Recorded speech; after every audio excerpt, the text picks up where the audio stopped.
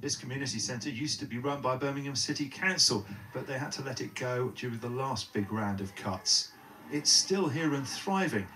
This morning it was the parent and toddler group's turn.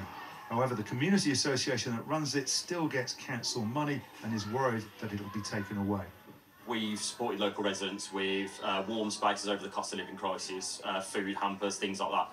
A lot of that has been funded through council initiatives. Cost of living is still going to be an issue for people with less resources in the council. That actually local residents are going to be hit really hard, and those types of services are the ones that they're going to desperately need. And most of the people who come here say things have got worse. Jade lives in a council house with her daughter and disabled mum. You could see how it's sort of gone downhill, if you like, over a period of time. Like, they try and, you know, sort of make it better and stuff like that, but you can see that we are struggling as a city, and us being the second city as well, it's hard to see. Now the government says it's appointing commissioners to take over. For years now, the city has suffered as the council has failed to grip underperformance. Poor leadership, weak governance, woeful mismanagement of employee relations, and ineffective service delivery have harmed the city.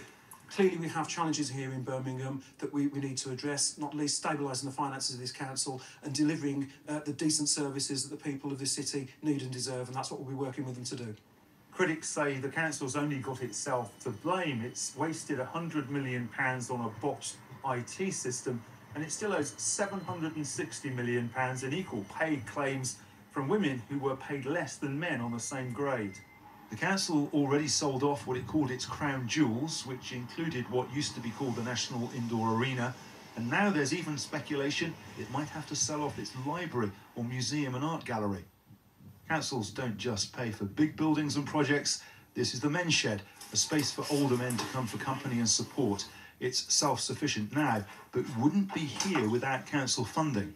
It'll mean that new sheds won't be started up unless as a commercial company possibly that's prepared to back them. There have been some such where a company has decided to give a start-up grant for sheds. They're few and far between though. It's barely a year since Birmingham was on a high when it hosted the Commonwealth Games. Now its golden years seem far behind, and the city will have to reflect on a future of more council tax and fewer services. Phil Mackey, BBC News, Birmingham.